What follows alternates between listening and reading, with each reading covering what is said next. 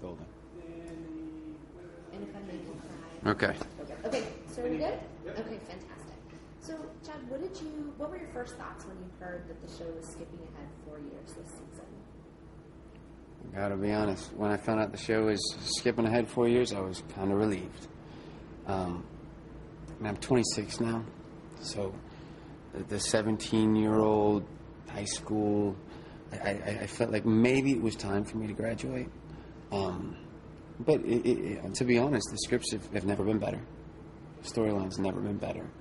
You know, getting the opportunity to be a man instead of a boy is a heck of a lot more fun, just character-wise for myself. So I feel like I've been able to stretch outside the box of that little 17-year-old kid and take chances with different things, and just the mannerisms and different things that a boy does versus what a man would do, the way that you speak to people, the way that there's a confidence in your voice when you grow older. I think all these things played into it, and it's been fun for me. That's good to hear. We obviously want you to have a good time on the set. Should have warned you ahead of time. Sometimes we have training, so we might need to go over and redo stuff. Yeah, we do that a lot here. And next to the studio, we're next to an airport, so Oh, that's even I don't know who built a studio next to an airport, but which one was there first? The airport was much smaller. Oh. Yeah, Dino. It's like the chicken or the egg thing. Yeah, everyone. What's new with Lucas? What can we expect to see from him now that what's happened in the past 4 years? Luke has, Luke's matured, obviously, over the past 4 years. The different things that we get to deal with this year are Lucas has been a fantastic uncle to little Jamie, Nathan and Haley's son, who is played by this incredible kid. His name's Jackson. He's a genius, and he makes us all feel very, very dumb.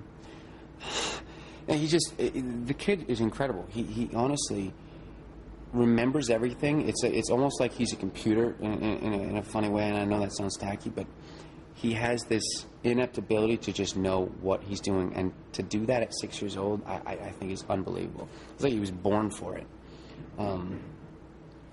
Let's see, what else? Lucas released his first novel, An Unkindness of Ravens. It wasn't a New York bestseller, but everyone said, you know, this guy has a fresh voice. It's very different.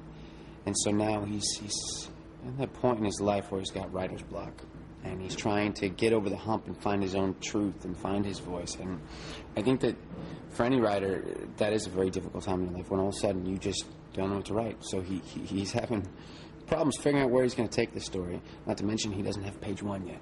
So he has an editor breathing down his back. He's got, you know, bills to pay and things that are expected of him, responsibility. And at the same time, over the last 4 years, Luke has been coaching Nathan for the, God, I don't want to say Gilmore girls. What the hell's their damn name? Gilmore State? Gilmore University? I don't know. Lucas has been, Gilmore what? Gilmore College. Okay. Lucas has been coaching with Whitey, coaching Nathan for the Gilmore College, and they went and they won a championship. And it's just a beautiful story. It's a beautiful, and we find out all these little pieces throughout the first few episodes, so you get to see kind of little pieces of the growth. That's great. For you as an actor, can you tell me a little bit about the transition for you?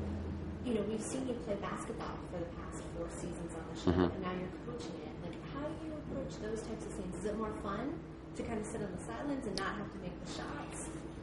Yes. Not having to make the shots is a very gratifying experience. Thank you, Mark Schwann. You know, the pressure that gets put on you in the moments when all these people are watching you, I'm really terrible at basketball. No matter how hard I practice, it's just not one of those things that I was genetically geared to do. So being on the sidelines, that works for me. It works for me, being the man, being the adult, being able to instruct and use my education of the game and just take it all and put it into one and create a great relationship and a family among these kids. That's fun for me. That I'm enjoying. Although it does get rather boring. Sometimes I actually do wish I was running around.